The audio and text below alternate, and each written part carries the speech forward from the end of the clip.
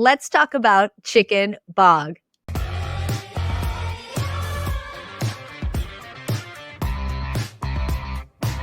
Welcome back to Sprung on Food. I'm your host, Kae Sprung. This season, we're talking about favorite food, the history behind it, and the role it plays in the world today.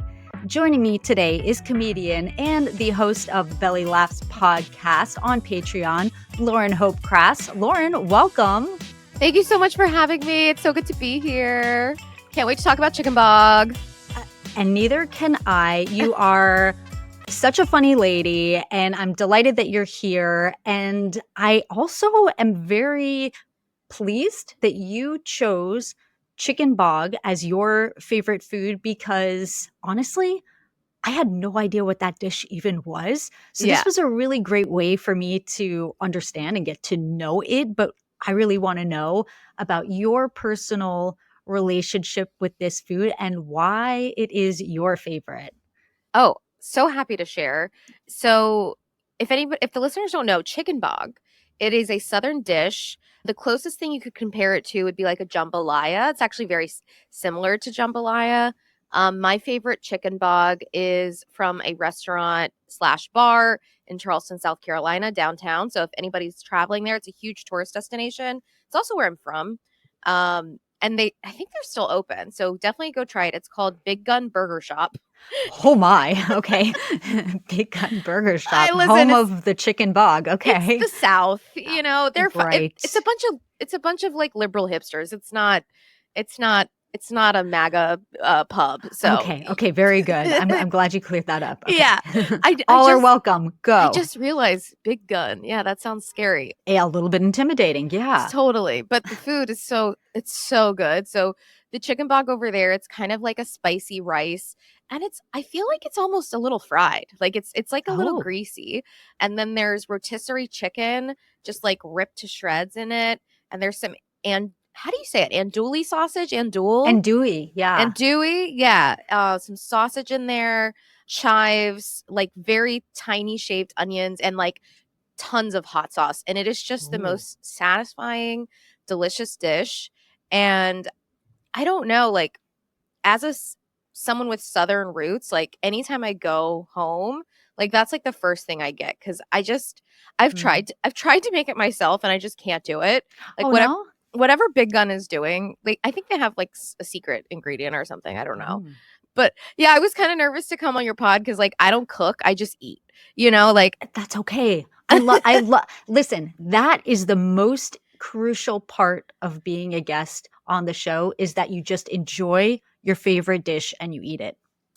That's all the requirement. I'm a very good eater. And when I sent you Chicken Bog, I'm like so amused that you like found what it was. Cause honestly, I like didn't know it was, I don't know. Like, I'm so excited to hear what you learned about it because I only really think of it as like my favorite menu item at Big Gun Burger Shop. Oh, well, you will leave today with a definitely more knowledge than just Big Gun, but shout out to them. Now, was that the first place that you had this, or it's just the place that you love it the most? When were you introduced to the dish? Did you grow up eating it? Did you only have it at a certain point? I mean, I definitely grew up with jambalaya, and so I think that's what introduced me to Chicken Bog. And I'm trying to think. I really think I was introduced to it at this burger place, which it's a very special place. It's where I started stand up. Like it's this tiny little pub, and it's where I started stand up. It's like where I would hang out with my friends after improv class. And their dishes, they're very small, very country cooking style, and it reminded me of jambalaya, which I've had a lot. My grandmother, Big Mama was her name. She's a Southern grandma. We call her Big Mama. You know, she would make jambalaya, and I still like I'll make those Zatarans boxes. You know what I'm talking about? Oh, I do know what you're talking about. I've never had it, but I remember the commercials. The Zatarans. Yes, thank you. I was like, I don't want to do it, but thank you for non-sponsored, guys. No, but they could be if they want to be a sponsor. Give us your money.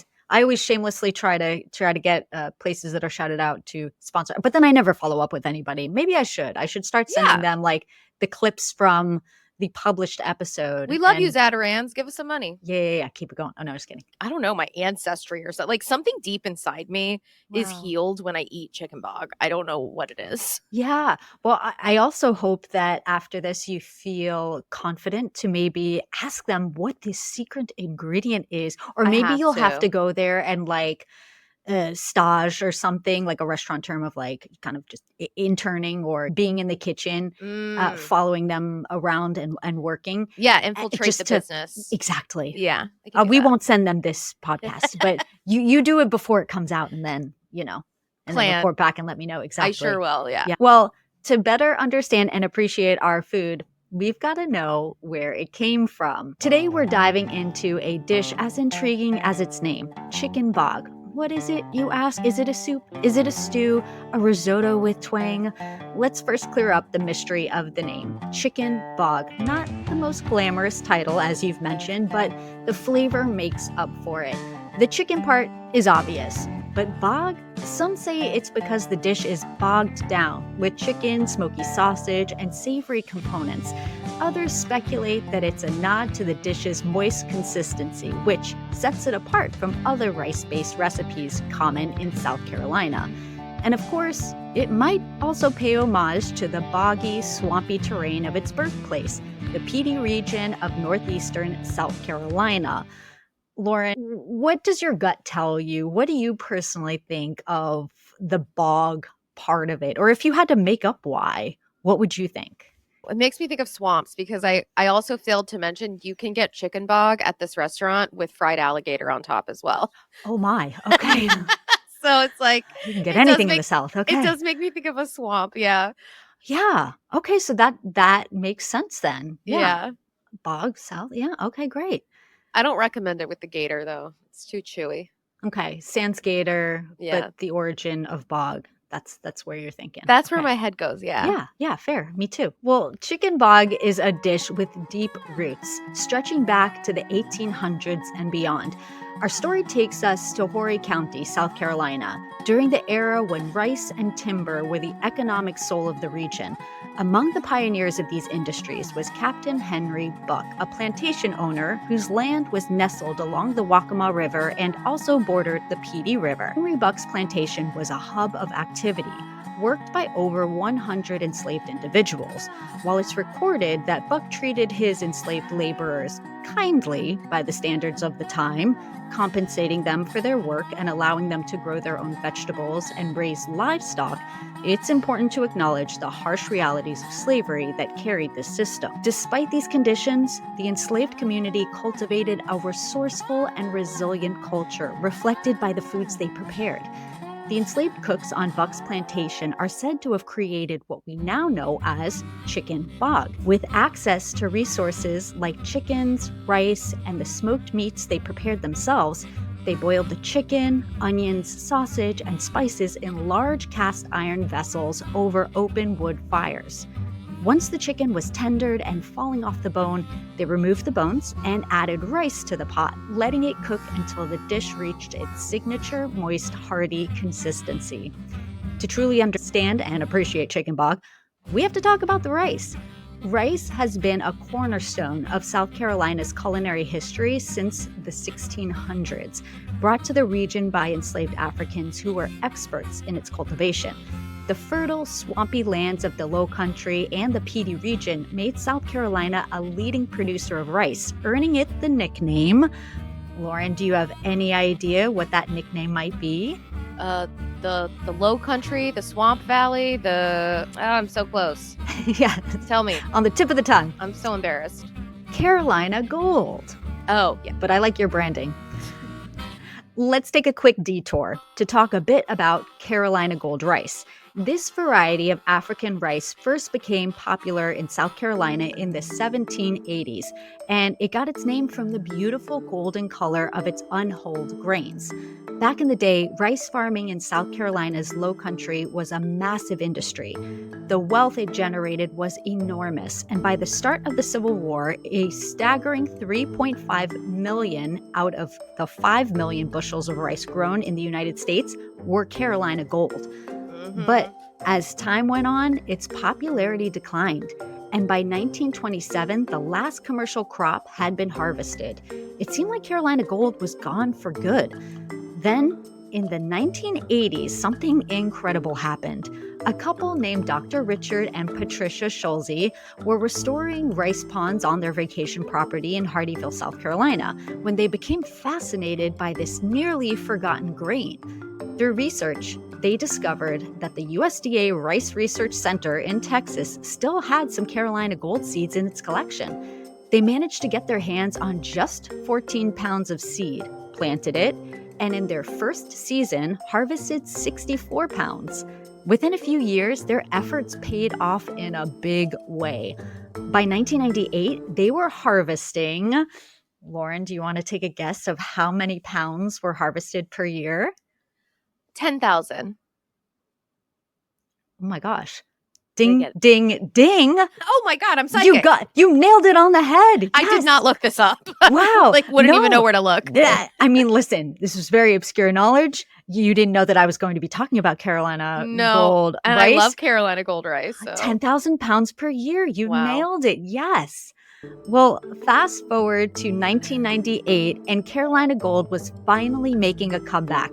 Two companies, Anson Mills and Carolina Plantation Rice. Yes. Oh, sorry. I toured Anson Mills. They would take us. Anyways, continue. No, what about them? It's just these are like mills and factories that growing up in South Carolina, we all toured them.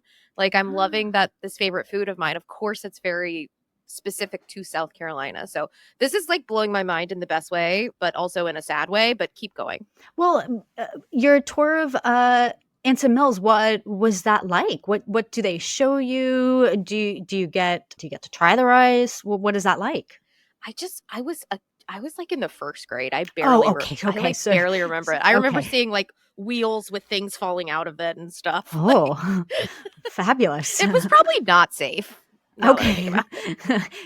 Yeah, you're it was a while ago. Maybe they've put other safety procedures into place. I don't think they let kids in there anymore.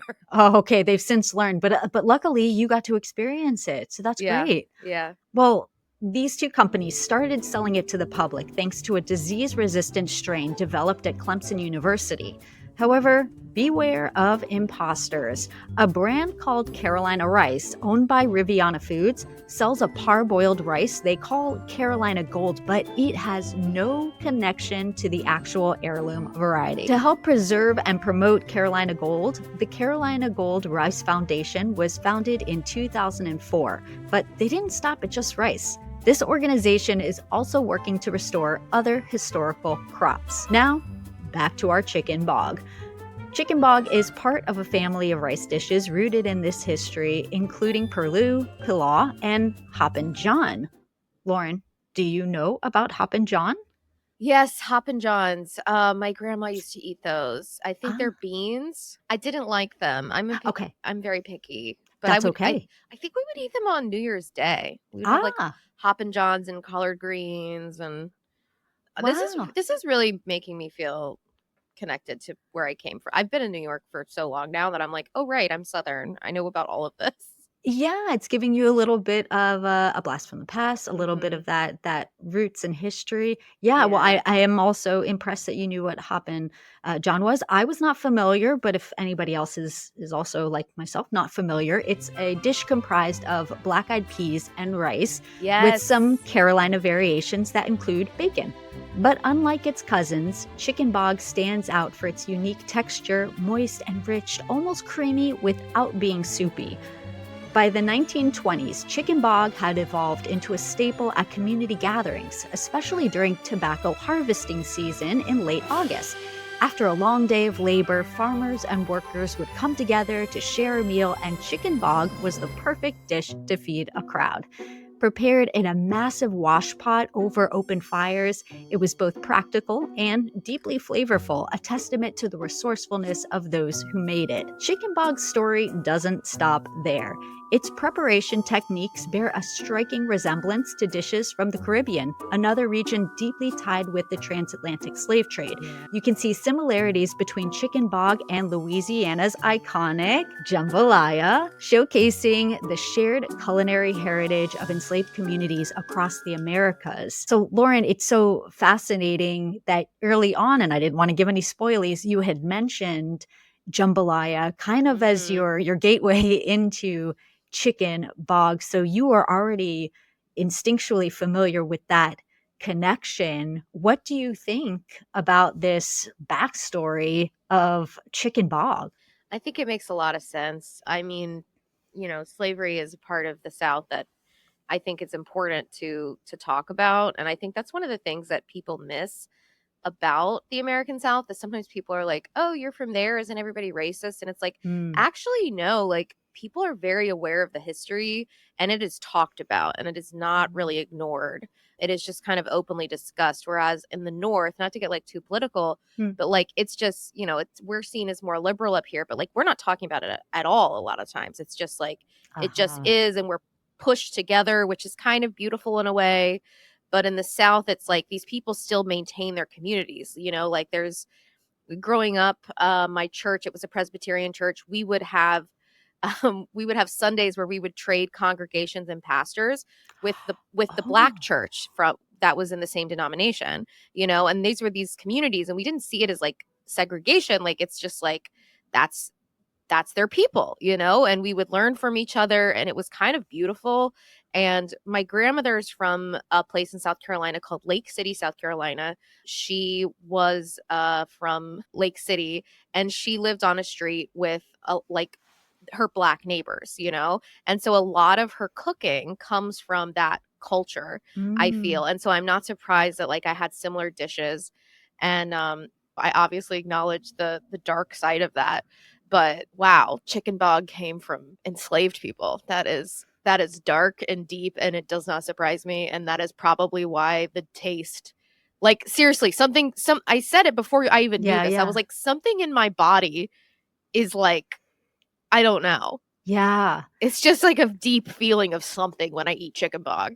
Yeah. Well, I think what's fascinating is, of course, the history and the origin, and then what I think is beautiful about it is that it is a dish that has remained and that has been introduced to lots of people who are able to enjoy and make this dish, make it, part of their maybe family traditions. And what I love about doing these food history segments Mhm. is learning and understanding it, because then I think you appreciate the dish that much more in your Yeah. understanding of where it came from. And sometimes, I talk about foods that have much more of a silly and whimsical origin story, but there are certain dishes, especially those regional dishes like you mentioned, South Carolina very much a southern thing, that sometimes we either lose sight of its origin or just are unaware, and it's just been something that we grew up eating, we eat it, we love it, and it's really just that simple. Hey, there's this thing, I love it, I eat it all the time, great, let's keep it moving. And then I think that it's special to at least be able to know origin stories and how things started. It's So special and it's important. I mean, I'm yes. just very moved by learning all of this. So I need to go home and have some chicken bog, I guess. Yes, yes, it'll be like a warm hug in a Mhm. bowl. Yes. Well, chicken bog isn't just food. It's a social experience. In South Carolina, it's a dish synonymous with gatherings, family reunions, church potlucks, or community festivals.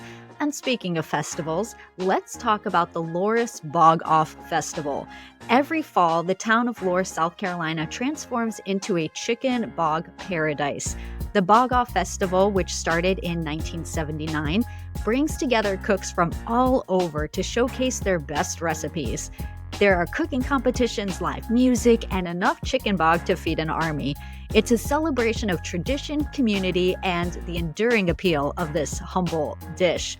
Lauren, are you familiar with this festival or have you been to this festival? I have not heard of this county. I'm Googling it right now. Ah, Loris? yes. I feel like I've heard of every place in South Carolina. Now I Oh, now I have to go there, I guess, for this festival. yes. Do you My feel God. empowered to make a special trip there on the date of this bog off to enjoy multiple variations of your favorite food? Do you want to come with me? Let's go. Oh, I'm not kidding. I would Let's 100% go. go, and we can vlog all about it Oh my and gosh. add it to this episode. Yes. It has like a little clock tower in it and little Oh, store. It's so cute. I don't know if you can okay. like how cute. Oh, I do see that. Yes. So I guess I should visit. Okay. Looking up dates for when the bog off is for 2025. Book Yeah, those really. tickets. Well, there's even a film about the dish. The 2014 documentary South Carolina Chicken Bog, The Chicken Bog King of the Pee Dee by Stan Woodward, delves into the cultural significance of this dish.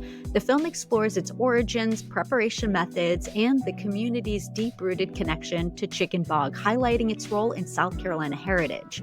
But chicken bog isn't just a relic of the past. It's a dish that's been embraced by modern cooks who love its simplicity and adaptability. Today, you'll find chefs putting their own spins on it and adding fresh herbs, experimenting with different types of sausage, or even creating vegetarian versions, supplying countless recipes online. Yet, no matter how you tweak it, the soul of chicken bog remains the same. It's about comfort, community, and the joy of sharing a meal. Lauren, do you have any other pop culture or modern references that you can think of, or any final words about your favorite food, chicken bog? Something did pop into my head as you were talking about it. I think it's very interesting that this is one of my favorite dishes and there's no cheese in it. Oh, okay. Do you adore cheese? I adore cheese. And should that typically be something that you would want or I expect in a have dish? cheese in everything. Like Okay. cheese is in my bio. It's like Lauren Mm. is a comedian, blah blah blah. Give her cheese. You know. Oh, well, Uh, you should have let me know so I could have included that in your intro. no, I'm obsessed with cheese. I love the mac and cheese episode. That's also like a big Southern staple. Mm. But as you were talking about, it, I was like, wait a minute, there's no cheese in this, and it's still so satisfying and delicious and very safe for people who have gastrointestinal issues. Like it's actually a pretty nutrient dense dish. You know, it's got a grain, it's got protein, it's could have some veggies in there. Like, Yes, the Chicken Bog National Ambassador right here. I know before we started, you were mentioning that you're not necessarily known for your cooking or have a big love for cooking, but do you feel empowered at all to maybe make a variation and incorporate cheese into it? Or is no, that like blasphemy? Oh, okay. no, it's blast. That's what I think is so Oh, interesting, is okay, because okay, I'm okay. just thinking about how perfect it is without cheese. And I think that's crazy because I love cheese on everything, but it's just the purity Okay. of a chicken bog doesn't need it. You know what I'm saying? Ah, very good. Okay. So yeah, it's not lacking anything. You're just surprised by the fact that, It doesn't wow, have my I main love it so ingredient. much and it doesn't have the Yeah. cheese that I usually crave. Yeah. That's a testament to chicken bog Mm. then. I don't know. Wait and see what Big Gun ends up doing. They're throwing gator on it. It's only a matter of time until they're doing like raclette with chicken bog. Oh my God. Gross. Okay. No, do So not. We cannot we'll taint. petition that. Okay. Don't do that, guys. Just eat it as it is. I'm not a big cook, Yeah. but now I'm like, oh, I need Carolina Gold. That's what I'm missing. Oh, yes, that might be the secret ingredient to really elevate it and Yeah. bring it all together. Yeah. I mean, and that's the thing too that I think is really great also about just modern cooking and adapting to certain things is that not everything we can make adjustments to fit what's best for our timelines and our skill levels in Hmm. cooking, and it should never be looked at as oh, that's inferior, you have to do it this way or Thank this that and you. the other. I Yeah, agree. I totally agree. I think that people should feel, because I think that sometimes cooking in any fashion, baking can come off as very intimidating. And I think you're going to find those people in food who are, of course, snobs and will make Yeah. you feel otherwise. I think that people should be able, at the end of the day, food at its core is something that's meant to be enjoyable and do so many other things, right? Bring people together,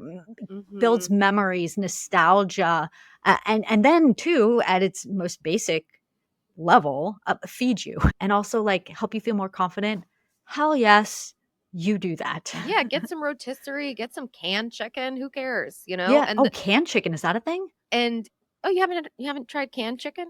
I have not. Well, It's I'm not a the vegetarian also, but so Oh, okay. but I once upon a time I did eat meat, but I'm not. Another thing you're teaching me. Where does one just in the grocery store in the I mean, it's can? next to the tuna fish. Oh, that kind. Yeah. Okay. Yeah, Yeah, so I you was can thinking like then I'm like, "Oh no, Jessica Simpson moment, like the chicken of the sea thing." But No.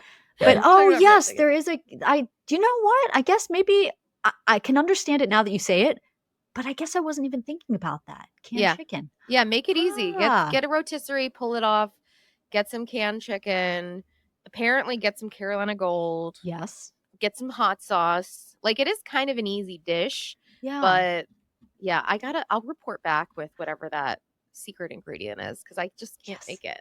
Yes. Oh, please do. Yes. And then you will have your own signature Lauren's chicken bog. I cannot wait. Yes. Oh my gosh, neither can I. Hell yes. Well, Lauren, thank you so much for joining me to talk about your favorite food and help me share its story. Oh, it's my pleasure. You've just made me very hungry, which all your episodes do, so I'm not Oh, surprised. well, thank you so much. And now you need to go get yourself a dish of chicken bog. Hmm. Thanks for watching. You can find links and more info in the description below. Don't forget to give this video a thumbs up and subscribe to the channel if you haven't yet. See you next time.